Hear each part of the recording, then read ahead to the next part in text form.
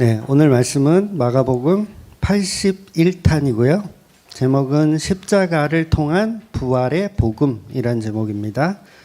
마가복음 16장 1절에서 8절까지 말씀 보겠습니다. 마가복음 16장 1절에서 8절까지 말씀 같이 읽을게요. 안식일이 지남에 막달라 마리아와 야고보의 어머니 마리아와 또 살로메가 가서 예수께 바르기 위하여 향품을 사다 두었다가 안식 후 첫날 매우 일찍이 해 돋을 때에 그 무덤으로 가며 서로 말하되 누가 우리를 위하여 무덤 문에서 돌을 굴려주리오 하더니 벌써 돌이 굴려져 있는데 그 돌이 심히 크더라. 무덤에 들어가서 흰 옷을 입은 한 청년이 우편에 앉은 것을 보고 놀라매 청년이 이르되 놀라지 말라. 너희가 십자가에 못 박히신 나사렛 예수를 찾는구나. 그가 살아나셨고 여기 계시지 아니하리라. 보라, 그를 두었던 곳이니라. 가서 그의 제자들과 베드로에게 이르기를 예수께서 너희보다 먼저 갈릴리로 가시나니 전에 너희에게 말씀하신 대로 너희가 거기서 배우리라 하라 하는지라. 여자들이 몹시 놀라 떨며 나와 무덤에서 도망하고 무서워하며 아무에게도 아무 말도 하지 못하더라. 아멘. 네, 예수님은 2000년 전에 아기 예수로 이 땅에 오셨습니다. 네, 믿으시죠? 어른 예수로 온 게 아니에요. 아기 예수로 오셨어요. 그래서 33년 동안 이 땅에서 살다가 이제 십자가에 죽으셨죠. 그렇다면 여러분에게 좀 재미난 질문 하나를 해볼까요? 예수님은 33년 동안 사시는 동안 감기에 걸린 적이 있다 없다? 네. 어디서 이렇게 잘 배웠어요? 물론 특별한 어떤 자료가 남아있는 건 아니에요. 뭐 예수님이 감기에 걸려서 오늘은 설교 못해. 너네들끼리 좀 알아서 해. 뭐 이런 자료는 없습니다. 그래서 바이러스가 막 믿음이 좋아가지고 이분은 예수님이셔. 하나님의 아들이셔. 우리는 이분을 잘못 골랐어. 빨리 나가자. 예수님한테 가려다가 뭐 이렇게 회개하고 바이러스가 이렇게 떠나는 건 아니겠죠. 그러니까 예수님은 성자이십니다. 성자. 하나님의 아들이죠. 성자이시지만 동정녀 마리아를 통해서 이 땅으로 오셨다는 거. 그러니까 하늘에서 그냥 뚝 떨어질 수도 있잖아요. 하늘에서 그냥 빛이 갑자기 하늘에서 떨어졌더니 뭔가 우주선 같은 게 있었고 그 안에 열어보니 예수님이 계셨더라. 이래도 되지만 예수님은 동정녀 마리아라는 사람의 몸을 통해서 이 땅에 오셨다라는 거예요. 그러니까 저와 여러분과 똑같은 육체를 가지셨다라는 거예요. 그게 중요한 거죠. 똑같은 육체. 그래서 예수님은 식사를 늦게 하시면 배고파요? 배 안 고파요? 배고프세요. 잠을 안 자면 피곤하세요. 그러니까 설교를 하다가 급동이 나면 저처럼 설교하다 말고 화장실 가야 돼요? 안 가야 돼요? 가야 돼요. 채찍으로 맞으시면 아프세요? 안 아프세요? 네, 아프십니다. 십자가에 달리는 건 그야말로 고통이세요. 그러니까 이것을 이제 신학에서는 100% 하나님, 100% 인간 이렇게 이야기를 합니다. 그러니까 신비죠. 100% 하나님이면서도 100% 인간. 그러니까 예수님의 육체는 100% 인간이에요. 저와 여러분과 똑같은 육체, 아주 연약한 육체예요. 그런데 예수님의 영혼은 뭐예요? 예수님의 영혼은 하나님이죠. 예수님의 영혼은 하나님인 거예요.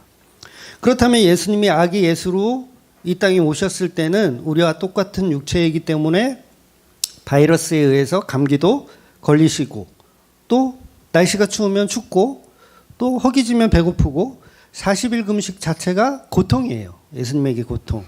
그러니까 누가 때리면 아파요. 협박하면 여러분 예수님도 정신적인 스트레스를 받으십니다. 이거 오해하시면 안 돼요. 정신적인 스트레스를 받아요. 그러니까 감정 노동이 있으세요. 예수님도.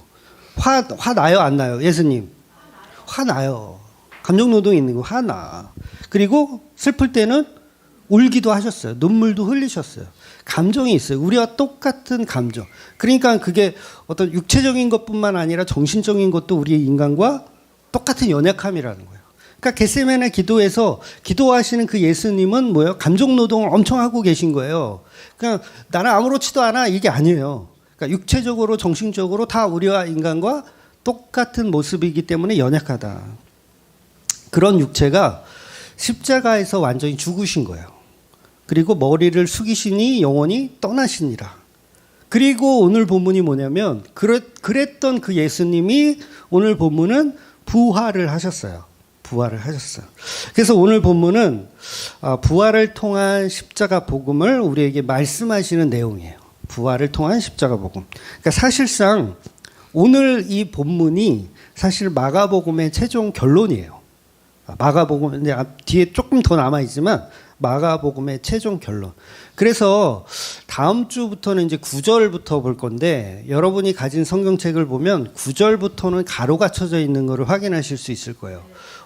끝이에요. 오늘까지 끝이고 그 다음부터는 가로가 쳐져 있어요. 이게 왜 그러냐면 마가가 기록하지 않았을 가능성이 커요.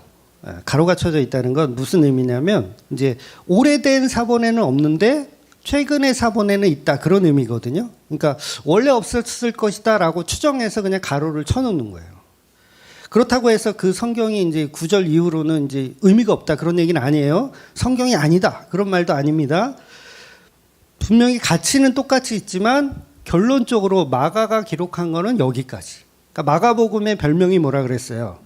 베드로복음이라 그랬잖아요. 그러니까 베드로가 마가한테 영향을 줬고 그다음에 성령의 감동으로 마가가 기록을 한 거예요.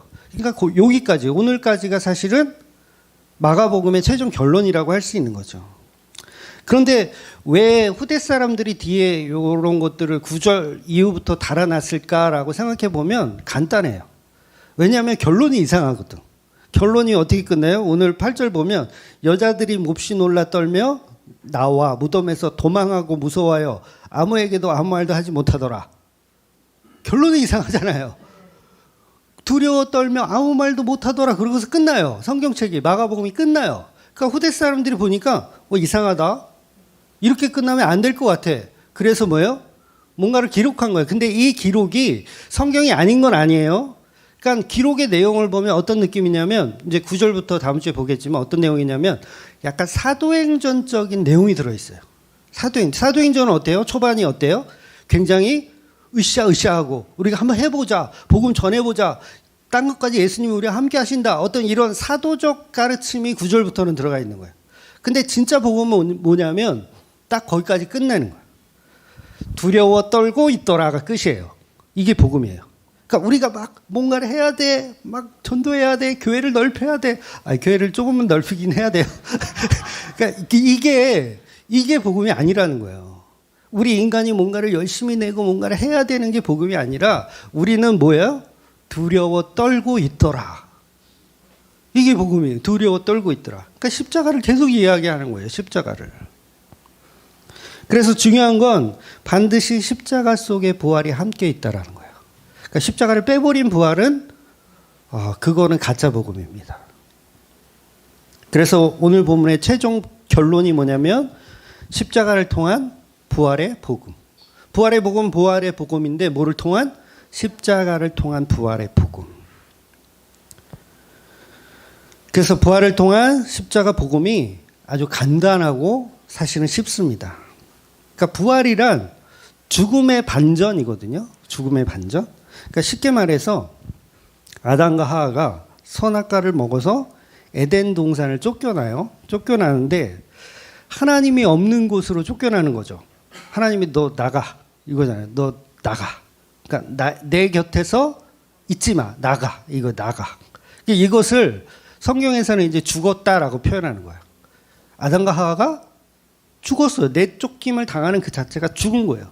그러니까 아담과 하와에게는 이제 더 이상 하나님이 없죠. 없어. 그러면 그걸 뭐라 그래요? 그걸 지옥이라고 하는 거예요.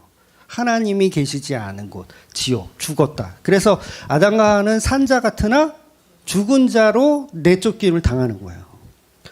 그러니까 세상 사람들이 지금 하나님이 없이 살아가잖아요. 열심히 시집가고 장가가고 살아요. 그것을 산자 같으나 죽은 자들이라고 하는 거예요. 그러니까 노아의 홍수가 있었던 이유가 그들 가운데 하나님이 없는데 생육하고 번성해. 그럼 뭐예요? 그게 죄악인 거예요. 특별히 뭔가를 잘못해서가 아니에요. 그냥 하나님이 없는 상태에서 생육과 번성은 하나님이 보실 때 죄악인 거예요. 그래서 하나님이 아브라함에게 어떤 약속을 주십니까? 하늘의 별처럼 모래처럼 너에게 자손을 많게 해주겠다. 생육하고 번성이잖아요. 생육하고 번성을 주겠다. 그런데 아브라함의 후손을 통해서 누가 와요? 예수님이 오잖아요. 뭐 이삭도 당연히 거쳐서 오지만 예수님이 오잖아요. 그러니까 하나님이 아브라함에게 줬던 복의 개념은 뭐냐면 자손이 아니에요. 예수 그리스도가 오신다. 예수 그리스도는 뭐예요? 임마누엘이잖아요. 임마누엘의 뜻은 하나님이 우리와 함께 하신다. 이게 뭐예요? 죽은 자가 살아나는 거예요. 이게 하나님이 우리와 함께 하시니까 그러니까 아브라함 너에게 주는 복은 뭐냐면 내가 영원히 너와 함께 할 거야. 이게 예수 그리스도를 너에게 줄 거야.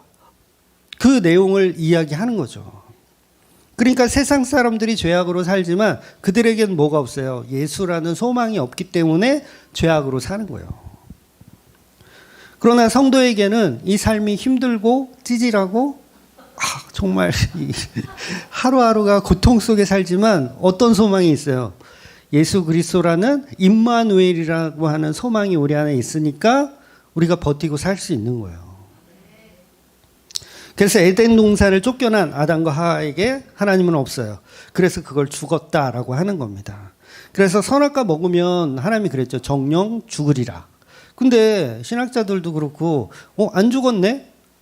안 죽이지는 않고 그냥 쫓아내시네? 그럼 하나님 말이 틀린 거예요. 죽인다고 했으면 죽여야지. 근데 실제로 죽인 거예요. 그게. 하나님이 없는 곳으로 내쳐졌으니까 죽은 거 맞습니다. 그래서 에덴 동산을 추방당하는 것. 그래서 더 이상은 하나님의 은총이 없어요. 그래서 뭐 해야 돼? 가시와 엉겅퀴로 난 이 세상에서 열심히 직접 하나님이 안 주세요. 직접 수고하고 노동하여서 자급자족해서 먹고 살아야 되는 이 상태. 그래서 디모데전서 2장 14절에 보면 아담이 속은 것이 아니고 여자가 속아 죄에 빠졌습니다. 여자들 기분 나쁘죠? 아담이 속은 게 아니고 여자가 죄에 빠져서 속았대요. 죄에 빠진 여자가 선악과를 죄에 빠지지 않은 남자에게 건네주죠. 그러면 아담도 정령 죽어야 되잖아요. 정령 죽는 거예요. 그래서 원래는 아담이 받아먹지 않았으면 하와만 내쫓아 버리면 돼요. 그렇죠? 하와만 내쫓아 버리면 돼. 그러니까 아담과 하와가 선악과를 먹었기 때문에 둘 다 내쫓아 버리는 거예요. 원래는 하와만 내쫓아도 되는데 아담도 같이 먹었기 때문에 같이 내쫓아 버리는 거. 그래서 이게 복음적 시각으로 보면 하나님이 아담한테 그러는 거예요. 너 그 여자가 그렇게 좋아? 너 그렇게 좋아? 내가 선악과를 먹지 말라고 한 말을 불순종할 정도로 하와가 그렇게 좋아? 그러면 같이 죽어. 이거예요. 같이 죽어. 이게 십자가라 그랬잖아요. 간단하죠? 쉽죠? 같이 죽어. 십자가. 그러니까 모세가 이스라엘 백성한테 중보기도 할 때 이스라엘 백성 때문에 중보기도 할 때 그랬잖아요. 나를 생명책에서 지워달라. 그랬더니 하나님이 모세를 통해서 야 그러면 같이 죽어. 모세는 그렇게 안 했지만 두 번째 아담이신 예수님은 그렇게 하신 거예요. 그래? 그럼 같이 죽어.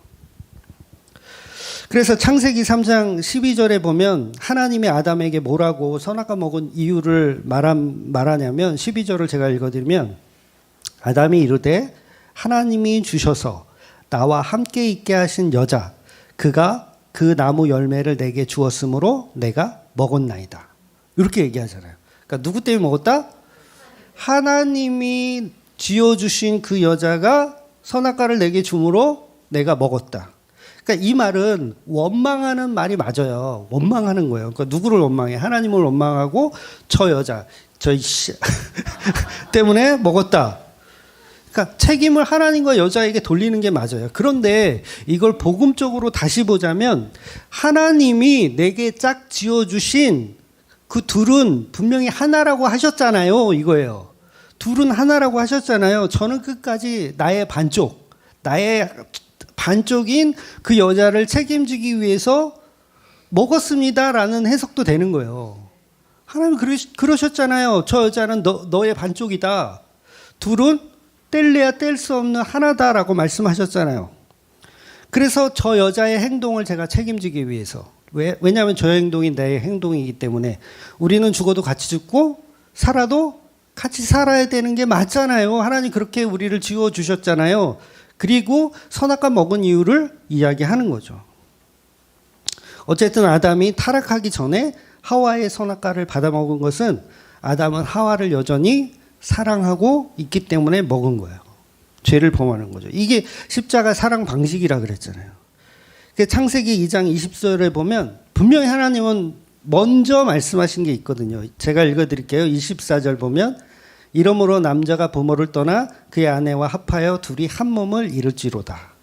아담과 그의 아내 두 사람이 벌거벗었으나 부끄러워하지 아니하니라. 그러니까 벗고 있는데도 서로 부끄럽지 않대요. 이 얘기는 뭐예요? 둘은 같은 거예요. 같은 거. 같은 하나. 그러니까 같은 하나인데 저 여자가 선악과를 먹고 타락했는데 나는 어떻게 해야 돼요? 그 여자 따라가야죠. 같은 하나니까 따라가지 않으면 쪼개진 거잖아요. 쪼개진 거잖아요. 그럼 하나가 아니잖아요. 그러니까 둘이 하나라면요. 하나님 둘이 하나라면서요. 죽어도 같이 죽는 거 아닙니까? 아담과 하와는 서로 벗었는데 부끄럽지 않아요. 왜 그래요? 너는 또 다른 나이기 때문에 그렇죠. 우리가 여러분 자신의 나체를 거울로 보면서 부끄러워 이러시는 분은 없지 않을까요? 있나요? 그럴 수도 있나요? 그럼 잘 모르겠어요. 저는 별로 그렇게 부끄럽지 않던데. 선악과를 먹었으니까 이제부터는 부끄러워하는 거예요. 그 얘기는 뭐예요? 하나가 아니라 이제는 둘이 되었다 그러는 거예요. 둘이 되었다. 그래서 그것을 죽었다. 둘이 되었다, 죽었다. 그러니까 하나님과 인간이 하나여야 되는데 죽은 건 뭐예요? 둘이 되는 거예요. 둘이 되는 거. 분리되는 거. 그러면 그때부터 뭐예요? 부끄러워하는 거예요. 하나님이 나를 보는 게 부끄러워. 원래 하나였는데 둘이 되니까 부끄러운 거예요. 그래서 여러분 독일인가요? 독일에 가면 남녀 혼탕이 있대요. 예. 뭐 유럽 쪽에는 뭐 그런 게 있다고 하더라고요. 누드비치 해수욕장인데 벗고 다니는 해수욕장이 있대요. 여러분 독일이라는 나라가 기독교 민주 연합 국가입니다. 예. 그러니까 기독교 국가예요. 그러니까 종교 개혁자 루터가 독일의 신학자예요. 독일의 신학자. 그야말로 독일은 기독교 국가입니다. 그런데 어떻게 그런 독일에서 지금도 독일의 그 많은 시민들이 거의 그러니까 천주교 기독교가 거의 다 이루고 있거든요. 그런데 왜 이렇게 문란한 남녀 혼탕이 존재하고 누드비치가 존재할까? 그러니까 이 사람들 왜 그렇게 주장하냐면 성경에 나와 있다 이렇게 주장하는 거예요. 성경에 보면 알몸은 부끄러운 것이 아니야. 아담과 하와가 벗었으나 부끄럽지 않았잖아. 그러니까 우리는 그때로 돌아가고 싶은 거야. 그래서 남녀 혼탕을 만드는 거예요. 우리도 벗고 다니자. 벗는 것은 죄가 아니다. 오히려 아름다운 것이다. 근데 이들이 죄송하지만 뭘 착각하고 있는 거예요? 자기들이 선악과 먹었음을 부정하는 거예요. 우린 안 먹었어 라고 생각하는 그 사고가 누드비치를 만든다고요. 그러니까 기독교인들이 이걸 만들고 있는 거예요. 즉 우리는 부끄럽지 않고 벗고 다닐 수 있다라는 건 나는 선악과를 안 먹은 존재라고 자기를 계속 착각하게 만드는 거죠. 우리는 부끄러운 게 당연한 거예요. 왜냐하면 이미 선악과를 먹었기 때문에 부끄러운 겁니다. 그러니까 하나님이 내 뼈 중에 뼈요 살 중에 살이 그렇게 좋아? 그래서 내가 먹지 말라고 한 선악과까지 받아먹을 정도로 그 여자가 그렇게 좋아? 그러면 할 수 없지. 둘 다 죽어야 돼. 그리고 에덴 동산을 추방시켜 버리는 거예요. 죽음입니다. 그런데 문제는 여기서 반전이 있다라는 거예요. 반전. 이 반전이 오늘 본문과 일맥상통하는 내용이라는 거죠. 하나님이 쫓겨나는 아담과 하와에게 가죽옷을 손수 입혀주신다는 거예요. 가죽옷을. 그러니까 바로 이 가죽옷이 부활을 상징한다는 거죠. 아니, 목사님, 지난번 설교에서는 가죽옷은 십자가를 상징한다고 하셨는데 왜 오늘은 가죽옷은 부활을 상징한다고 말씀하세요? 라고 질문할 수 있겠죠. 예. 그런 분들은 십자가와 부활을 분리해서 생각해서 그래요. 십자가 부활은 뭐다? 같다. 하나다라는 거예요. 그래서 가죽옷은 십자가로 당연히 해석해야 되고요. 그 다음에 부활로도 해석해야 되는 거예요. 왜냐하면 두 가지는 같은 거니까. 그래서 빛과 어둠은 서로 다르지 않아요. 빛과 어둠은 같아요. 같아. 남자와 여자 다른 것 같지만 하나님에게는 같은 거예요. 같은 인간. 그래서 가죽옷을 입혀주신다는 건 가축의 생명을 하나님이 빼앗고 아담과 하와 자기 피조물을 보호하겠다라는 뜻이잖아요. 생명을 빼앗고 피조물을 보호하겠다. 그래서 가죽옷은 예수님의 생명, 예수님이 벗겨주시는 그 생명. 그래서 예수님을 예표하는 거고 그 희생을 통해서 내가 그 아담과 하와를 보호하겠다라는 건 뭐예요? 부활의 생명을 계속 이야기하는 거죠. 그러니까 너를 보호한다 이건 뭐예요? 내가 너를 반드시 건져내겠다 이런 의미가 있는 거예요. 세상이라고 하는 그 가시와 엉겅퀴에서 내가 너를 보호하겠다라는 게 가죽옷의 의미라는 거죠. 그래서 가죽옷은 부활의 의미가 있는 거예요. 가죽옷은 내 생명으로 에덴을 떠나가는 너희를 내가 반드시 언젠가는 살려내겠다라는 거예요. 그래서 하나님이 없이 떠나지만 우리는 뭘 갖고 떠나는 거예요? 가죽옷을 입고 떠나는 거예요. 바로 희생, 생명을 갖고 떠나는 거.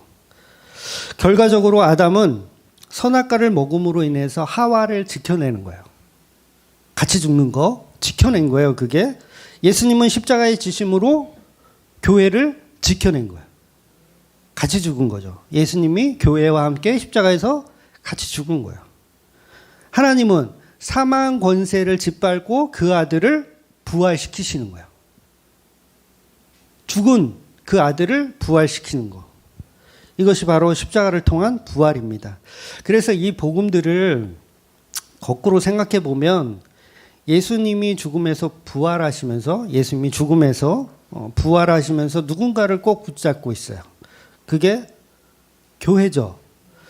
근데 그 손길을 절대 놓지 않으세요. 무슨 일이 있어도 예수님은 자기 교회를 끌어잡고 부활을 하시는 거예요. 그러니까 아담이 왜 선악과 같이 먹었어요? 그 여자를 끝까지 사랑하고 지키겠다라는 신념이에요. 신념이 아니라 믿음이죠. 그래서 같이 먹었다는 건 아담의 입장에서는 같이 죽으려는 게 아니라 내가 너를 끝까지 지켜내겠다라는 마음에서 먹는 거예요. 바로 예수님의 모습이죠. 예수님이 십자가에서 죽었어요. 다 뒤졌어요. 끝났어. 우리 같이 다 죽어. 우린 죄인이야. 이렇게 해서 죽는 게 아니에요. 뭘로 죽는 거예요? 내가 반드시 너를 끝까지 책임지겠다라는 생각으로 십자가에 죽으신 거죠. 잘 이해가 되셨어요? 네. 그래서 교회가 죽음에서 함께 부활로 이루어나는 역사를 본문이 말하고 있는 겁니다. 그러니까 예수님은 십자가에서 완전히 죽었다가 다시 살아났는데 무엇을 붙잡고 있어요? 예수님, 교회를 딱 붙들고 있는 거예요. 그런데도 이런 간단한 진리를요, 많은 사람들은 참 안 믿어요. 그러니까 부활해서 막히는 경우가 많아요. 의외로 부활해서 막혀요. 그러니까 어떻게 죽은 자가 다시 살아날 수 있느냐? 오죽하면 그 사도신경에도 그 부분이 있잖아요. 이걸 믿어야 된다고. 그래서 사람들이 안 믿습니다. 지금도 마찬가지죠. 어떤 사람들은 예수님이 십자가에 죽은 게 아니라 잠시 기절했던 것이다. 뭐 자유주의 신학자들은 그렇게 해석을 하기도 하죠. 그리고 어떤 이는 예수님은 쌍둥이였다. 한 명이 죽고 한 명이 이제 그 뒤를 이어서 이제 한 것이다.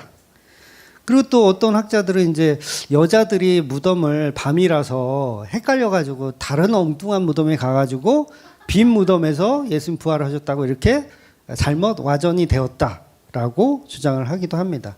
그리고 제일 유명한 게 이제 제자들이 예수님의 시체를 숨겨놨다가 이제 부활한 것처럼 이렇게 꾸몄다. 그리고 영지주의자들이 주장한 게 있어요. 이제 가현설이라고 해서 예수님은 처음부터 육체가 아니었다. 우리와 같은 육체가 아니라 그걸 이제 영체라고 표현하는데 영체? 그러니까 육체가 없는 어떤 영적인 어떤 그 체. 그거라고 주장하기도 해요. 이건 누가 주장한다고요? 영지주의자들이 그렇게 주장해요. 이렇게 여러 가지로 부활을 부정하는 이야기들이 있습니다. 그런데 그 부분은 이제 여자들의 증언으로 오늘날까지 사실은 계속 이어져 오고 있는 거예요. 그러니까 믿음이 아니면 성령의 은혜가 아니면 믿을 수가 없는 이야기들인 거죠. 그래서 오늘 본문이 그 부분을 이제 정확하게 말씀해 주고 있는 겁니다. 예수님은 이제 금요일 오후 3시에 돌아가셨어요. 그날은 뭐예요? 유월절 양 잡는 날이에요. 유월절 양 잡는 날. 그 시간에 정확하게 예수님이 십자가에 달려서 돌아가셨습니다. 그래서 예수님의 죽음은 영혼과 육체가 분리가 되시는 거예요. 영혼과 육체가 분리돼. 그래서 예수님의 영혼은 어디 가셨어요? 하나님 곁에 낙원으로 가셨어요. 낙원으로 가셨고 육체는 어디로 갔죠? 요셉과 니고데모를 통해서 무덤으로, 예수님 육체는 무덤으로 장사가 되셨어요. 그리고 토요일 날, 안식일 날 하루 이제 무덤 속에서 이제 잠들어 계셨고, 육체는 잠들어 계셨지만 영혼은 낙원에 계셨어요. 육체는 무덤에 계셨고. 그 다음에 이제 사흘이 지나서 일요일 아침에 예수님의 영혼이 무덤으로 다시 돌아오신 거예요. 무덤으로 다시 돌아오신 거. 근데 여기서 이제 헷갈리는 게 있죠. 무덤으로 다시 돌아오셨다. 그러면 예수님의 부활이, 예수님의 영혼이 이제 오셨잖아요. 다시 낙원에 갔다가 오셨잖아요. 오셨으면 그 죽은 육체 그대로 그 육체에 돌아오신 것일까? 아니면 새로운 육체로 돌아오신 것일까? 헷갈리죠, 약간? 약간 헷갈리죠? 자, 예수님이 이제 그런 말씀 하신 적이 있어요. 제자들에게 손의 못자국을 보아라. 옆구리의 창자국도 보아라. 그러니까 죽은 육체 그대로 부활하셨다라고 생각하실 수도 있겠죠? 그런데 아닙니다. 그렇게 보시면 안 돼요. 그렇게 보시면 안 돼요. 자, 3일이면요, 이미 부패가 어느 정도는 시작이 됐어요. 그러니까 사람이 죽고 나서 1시간이 지나잖아요. 그런 시반이라는 게 생겨요. 그러니까 시반이 뭐냐면 이제 몸에 있던 혈관들이 이 중력에 의해서 밑으로 다 깔리는 거예요. 그럼 거기가 검붉은색으로 이렇게 변해요.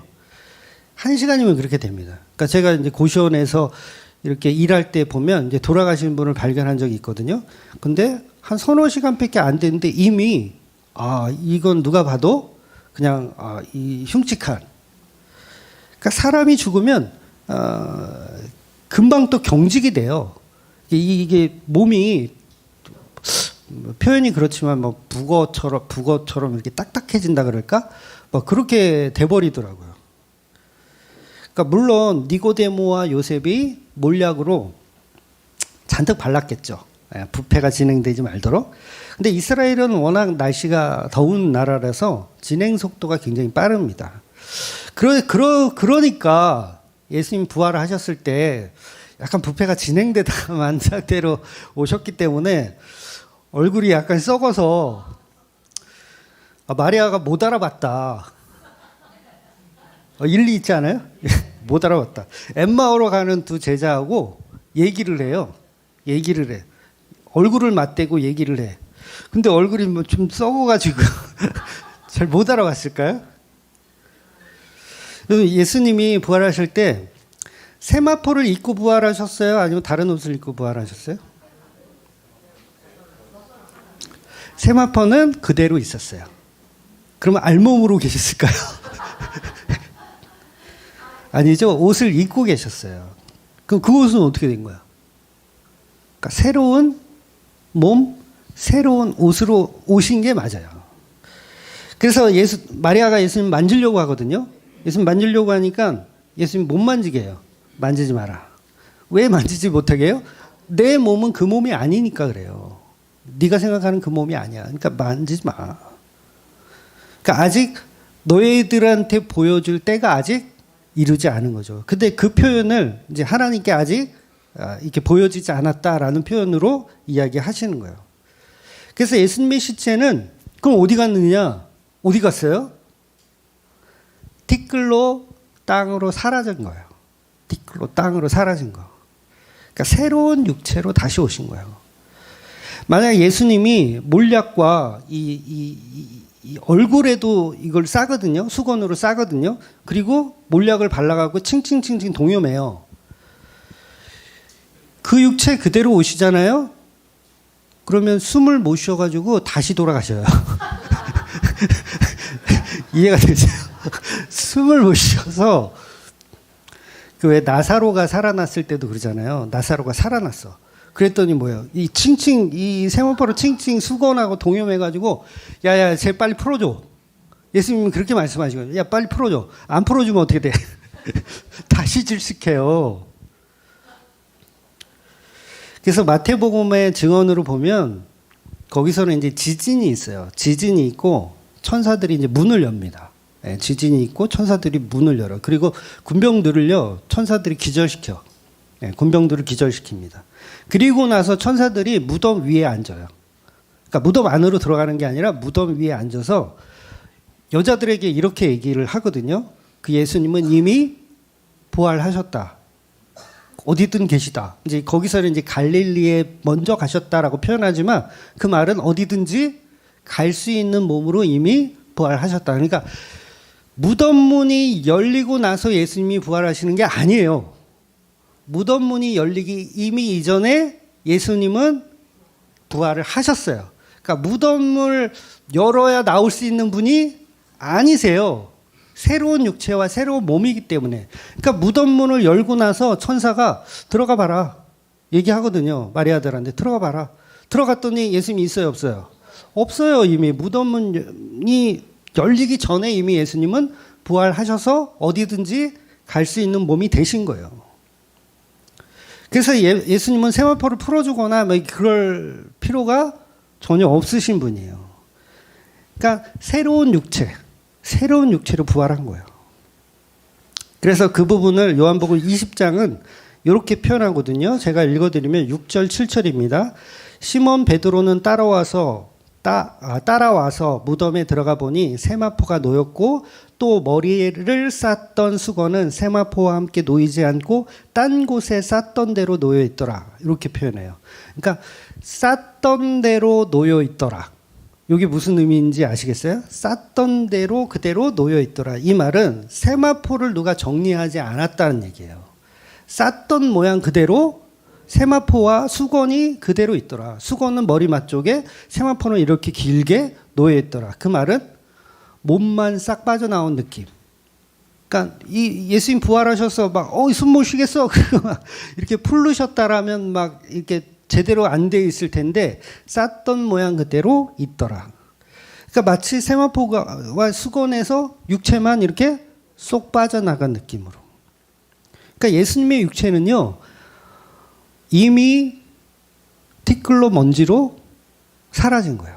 그러니까 땅으로 사라진 거죠. 그래서 예수님의 부활은요. 다시 썩어질 육체로 부활하시는 것이 아닙니다. 절대 속지 마세요.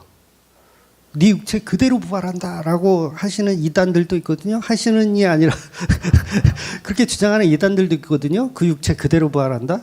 그래서 막 몸을 얼마나 소중하게 생각하는지 몰라요. 물론 소중하게 생각해야 돼요. 근데 이 땅에서만 사용하는 거예요.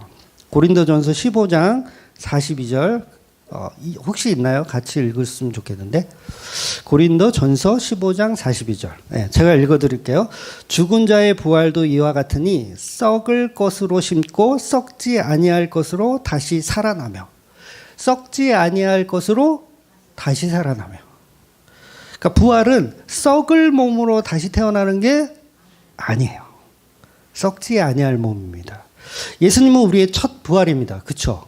예수님 첫 열매고 첫 부활. 그런데 예수님의 부활이 썩어 없어질 몸으로 또 부활했어.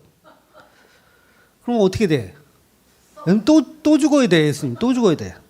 그래서 부활하신 후 예수님의 육체는요, 벽과 벽 사이를 통과하기도 하고 무덤과 무덤 사이를 막 통과하기도 하고. 엠마오로 가는 제자가 예수님을 못 알아봐요. 목소리라도 알아봐야 될 텐데 목소리도 못 알아봐. 그리고 500명이 보는 앞에서 예수님의 육체가 하늘로 올라가죠. 이상한 육체예요. 그러니까 우리와 같은 육체가 아닌 거예요. 이 땅에서는 경험할 수 없는 육체로 바뀐 겁니다. 그래서 저와 여러분이 나중에 죽으면 예수님처럼 부활을 하는데 이 지긋지긋한 이 몸뚱이로 부활하는 게 아니에요. 다행이죠. 별로 감흥들이 없네. 자기 몸들을 살아가시나? 물론 지금 이 몸뚱아리가 뭐 더럽고 부정하다 그래서 막 굴려라 그런 얘기 아니에요. 사는 동안은 정말 열심히 쓸고 닦고 운동하고 하셔서 사셔야 돼요. 그러나 이 몸은 영원하지 않다. 우리 육체는 무덤에 들어가면 그냥 티끌로 사라질 육체라는 거예요. 그러니까 새로운 피조물로 바뀌는 겁니다. 부활은. 그러니까 마치 애벌레가 나비로 이렇게 부활이 아니지 부화하듯이, 달걀이 병아리로 부화하듯이 이렇게 바뀌는 거. 절대로 이 땅에서 이 몸 그대로 계속 부활하는 개념은 아니에요. 그러니까 신천지에서는 막 그러죠. 이만희가 그 육체 가지고 영원히 산다 그러죠. 거짓말이에요, 거짓말 아니에요? 거짓말이에요. 부활은 그렇게 유지되는 게 아니에요. 그 흉측한 얼굴로 계속 천년만년 살면은 그거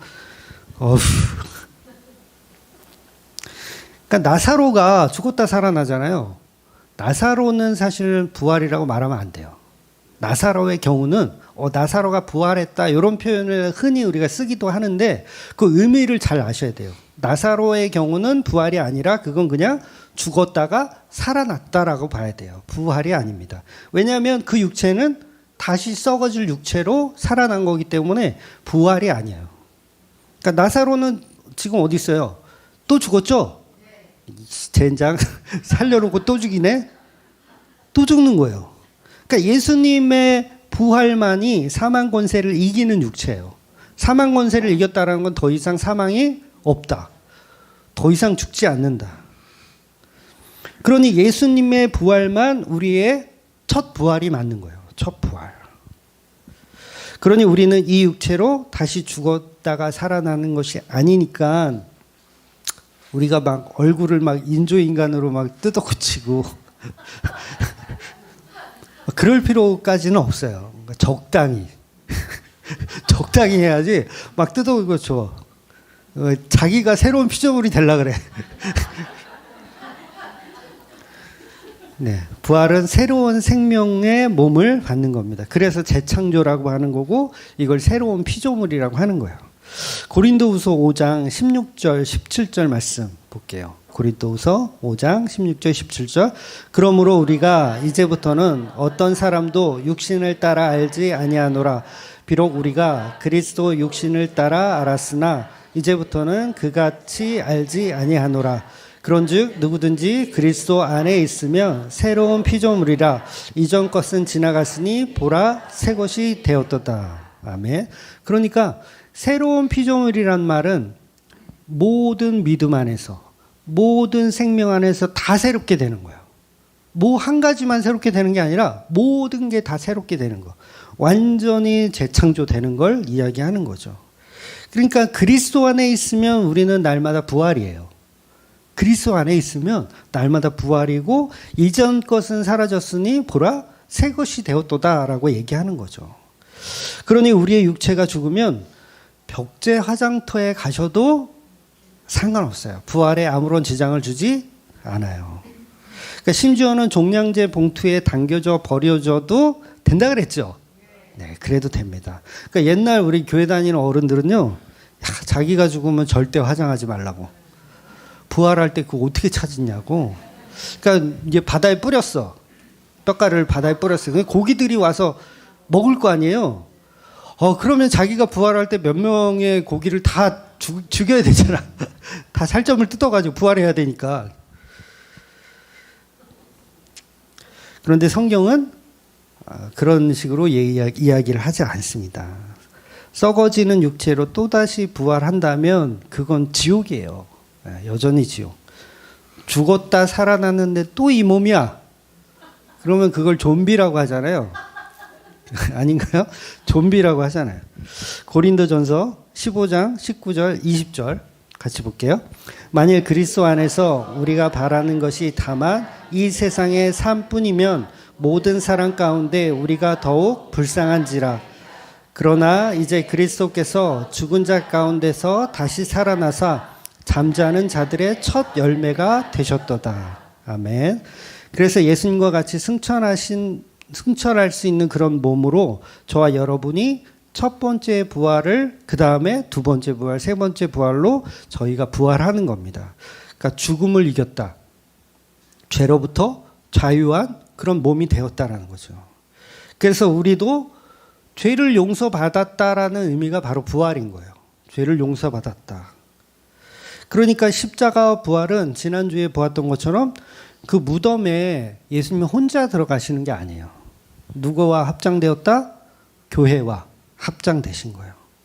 그럼 우리가 무덤 속에서 뭐 하는지 아세요? 예수님과 같이 무덤에 들어갔어. 그럼 뭐 하냐면 거기서 혼인잔치 하는 거예요. 혼인잔치. 근데 혼인잔치가 좀 특이해요. 어떤 혼인잔치냐면 예수님의 살과 피를 뜯어먹어요. 네, 예수님의 살과 피를 뜯어먹어. 그러니까 우린 무덤에서 뭐 한다? 예수님의 살과 피로 혼인식을 하는 거예요. 혼인식을. 그러니까 이게 창세기에 나오는 아담이 깊이 잠들었을 때 그 아담의 배를 가르고 그 안에서 뭘 꺼내요? 갈비뼈를 꺼내서 교회를 만드는 거예요. 그러니까 아담이 깊이 잠들었다 이 표현은요. 죽었다예요. 죽었다. 예수님이 십자가에서 죽었다. 나사로를 뭐라 그래요? 잠들었다 그러죠. 나사로를. 죽었는데 잠들었대요. 그러니까 아담이 깊이 잠들었다는 얘기는 하나님이 아담을 죽이신 거예요. 죽이시고 거기서 뭘 꺼내? 갈비뼈를 꺼내서 하와를 만들어. 그러니까 예수님이 십자가에 달려서 죽었죠. 죽었어. 그러니까 옆구리가 터져서 물과 피가 쏟아져 나오잖아요. 그걸로 뭘 만든 거예요? 교회를 만드는 거예요. 즉 깊이 잠든 후에 옆구리가 터져서 나온 교회. 예수님이 십자가에서 옆구리가 터져서 나오는 교회. 그러니까 창세기 2장 23절 보면 그런 교회를 아담이 보고 뭐라고 얘기하냐면 아담이 이르되 이는 내 뼈 중에 뼈요 살 중에 살이니라. 이것을 남자에게 취하였으니 너는 여자라고 하리라. 그러니까 성도는 누구한테서 취해진 거예요? 예수님의 십자가. 예수님의 옆구리 속 갈비뼈에서 취해진 게 교회예요. 그러니까 그 교회에서 너는 예수에게서 나왔다라고 표현하는 거예요. 그러니까 교회는 어디서 나와요? 예수에게서 나오는 거예요. 그러니까 예수님이 십자가라는 무덤이면 우리가 그 안에서 예수님의 살과 피를 먹고 부활을 하는 거죠. 어디에서 나온 거예요? 예수님의 십자가에서 나왔다라고 하는 거. 그래서 이게 창조되었다. 재창조되었다. 그렇게 깊은 어둠 속에서 교회가 탄생하는 것. 그래서 예수님이 함께하는 무덤. 그래서 십자가의 연합이 그래서 중요한 거예요. 그래서 십자가가 곧 부활이기도 한 거죠. 절대로 십자가와 부활은 서로 분리되지 않습니다. 꼭 붙어 있어요. 죽어도 같이 살고 살아도 같이 사는 거예요. 요한복음 11장 25절 보면 예수께서 이르시되 나는 부활이요 생명이니 나를 믿는 자는 죽어도 살겠고 죽어도 죽는 게 아닌 거예요. 살아있는 거예요. 그러니 그 교회는 예수님과 합장된 무덤에서 예수님의 살과 피를 먹고 마시는 거예요.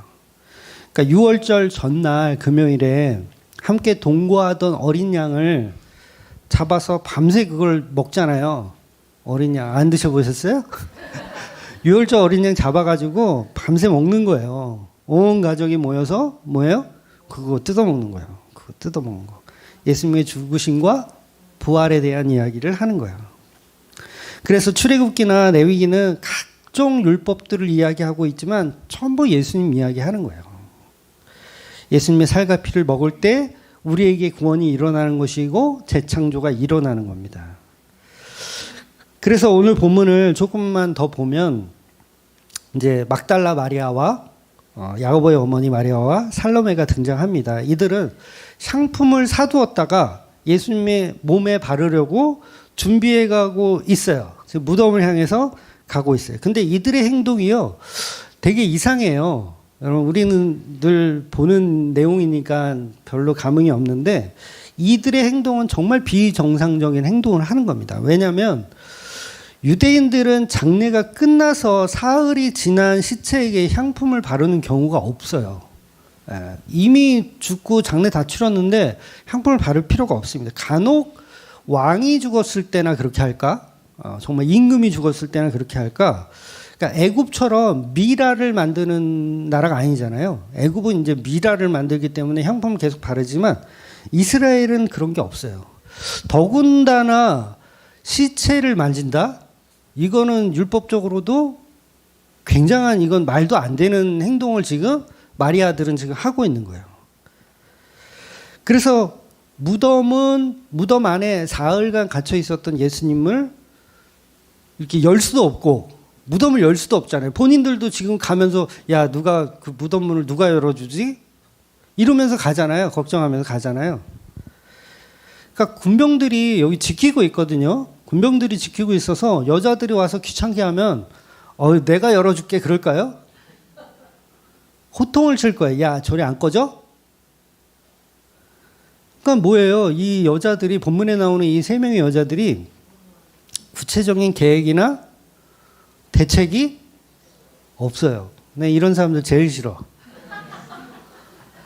저는 MBTI가 극 J 맞죠? 계획형이. J, 극 J예요. 검사를 하잖아요. MBTI 검사하면 J가 거의 100%가 나와요. 제가. 완전히 더러운 인간이죠. 어제도 집사람하고 결혼식 갔다가 서울숲을 지나가는데 집사람이 거기 잠깐 내려서 거기 이제 구경 좀 하고 가자 그러는 거야. 근데 저의 계획에 있어요, 없어요? 없어. 단칼에. 근데 약간 삐졌어. 그 다음 주에 또 강남에서 결혼식이 또 있거든요. 그래서 다음 주는 계획을 세워가지고 그만큼 계획적인 사람이에요. 그래서 본문에 보면 3절에 보면 서로 말하되 누가 우리를 위하여 무덤 문에 돌을 굴려줄까 하더니, 그러니까 천사가 문 열어주지 않으면 들어가지도 못해요. 그러니까 막달라 마리아와 여자들의 행동을 보면 정말 무모한 짓을 하는 거예요. 근데 교회들이 이래요. 특이하죠. 저 같은 계획형 인간이요, 어느 날 갑자기 교회를 개척해요. 이건 신비예요. 교회를 개척하려면 요새 같으면은 작전을 짜야 되거든요. 작전을 짜고, 예를 들어서 설교도 한 3년치를 미리 이렇게 준비해 놓고, 또 목회 계획은 어떻게 하고 이런 계획들이 있어야지 살아남아요. 그렇게 해도 사실은 성공률이 거의 1%도 안 되거든요. 교회 개척 성공률이. 근데 극 J인데도 불구하고 아무 생각 없이 교회를 개척을 해요. 우리 여기 누나하고 우리 강 집사님이 있어서 알지만 아무 생각이 없었어요. 진짜. 그러니까 교회들이 이런 무모함을 하더라는 거예요. 그럼 그걸 누가 시키는 거예요? 하나님이, 성령님이 시키고 있는 거예요. 그러니까 지난주에 보았던 요셉이나 니고데의 이 무모함, 여러분 그거 시체 달라고 해가지고 장례 치르면 그거 바로 해고해요. 바로 쫓겨나. 출교. 그러니까 일상생활 불가능. 이렇게 돼버려요. 근데 그런 행동을 한다고요. 누가? 교회들이. 그러니까 대책이 없어요. 그런데 그런 대책 없는 사람들이 십자가와 부활을 만나게 되면 그렇게 변하더라는 거예요. 여자들은 여전히 십자가에 무기력하게 죽은 그 예수를 자신의 왕으로 생각하고 있는 거예요. 물론 아직은 복음적인 믿음은 아니에요. 그러니까 향유를 발라주기 위해서 오는 거죠. 그래서 그 발라주고 오는 걸음을 하나님은 어떻게 사용하세요? 예수님의 부활의 첫 증인으로 삼더라는 거예요. 여자들을. 그 무모한 여자들의 행동을 부활의 첫 증인으로 삼는 거예요. 그러니까 성령님의 계획이죠. 저것들을 첫 계획으로, 첫 부활의 증인으로 삼아야겠다. 그래서 대책 없이 찾아온 여자들에게 천사를 보내셔서 무덤을 열게 하시고 그들에게 알려주시는 거죠. 여러분, 유대 사회에서 여자들은 율법적인 증인으로서의 가치가 없어요. 여자들은 아무리 이 사건을 보고 우리가 봤다, 우리가 부활한 걸 봤다 해도 법적 효력이 없어요, 전혀. 그렇다면 제자들이 꾸며낸 이야기라면 그 증인들을 여자들을 삼겠어요? 아니면 남자들을 삼겠어요? 남자들을 삼겠죠. 근데 이건 꾸며낸 얘기가 아니라 성령님께서 하시는 일이기 때문에 여자를 끌어다가 증인으로 삼는 거예요. 왜냐하면 여자가 바로 교회거든요. 하와. 그들이 증인이에요. 그래서 이 증인이라는 건 누구한테 알리기 위한 게 아니라 그 교회들끼리 공유하기 위한 거예요. 여러분, 전도하는 게 땅끝까지 전도한다. 뭐 이제 다음 주부터 그런 얘기들을 하겠지만 땅끝까지 전도할다 그럴 때 막 미종족 막 전부 다니면서 막 그렇게 하라는 게 아니에요. 내 백성을 찾아가라. 그거예요. 내 여자를 찾아가라. 내 여자끼리 공유해라. 그래서 그 세상이 하나님이 사랑하시는 세상이다라고 말씀하시는 거예요. 그러니까 개념 자체가 다르죠. 그러면 그런 우월성을 우리가 가질 수가 없어요. 전도하면서도 전도함의 우월성. 내가 이렇게 전도해가지고 사람 막 이렇게 많이 모았잖아. 그거 아니고 보내줄 자를 너에게 붙여주신 거야. 그거죠. 그래서 이 부활의 이야기들을 제자들이 꾸민 것이라면 절대 여자 증인을 사용하지 않을 텐데 본문은 여자 증인을 사용한다는 거예요. 그래서 이 여자가 교회를 상징하기 때문에 교회만 알아들으면 된다, 이 뜻이에요. 교회만 알아들으면 된다. 그러니 본문의 여자들은 성령의 이끌림으로 향품을 준비해서 예수님의 시체를 만나러 가는 겁니다. 저와 여러분도 오늘도 교회에 모인 것은 여러분의 신앙이 깊어서가 아니에요. 아무 생각 없죠, 이 여자들. 네, 제일 싫어하는 스타일들. 교회 가서 오늘 뭐 하고 이렇게 생각이 없는 것들. 근데 그런 것들이 모여서 뭐예요? 예수님의 살과 피를 마시며 부활의 기쁨을 누리더라는 거예요. 그러니 그 교회로 십자가 부활을 믿는 저와 여러분이 되시기를 주의 이름으로 축원드리겠습니다. 그러면 기도하겠습니다.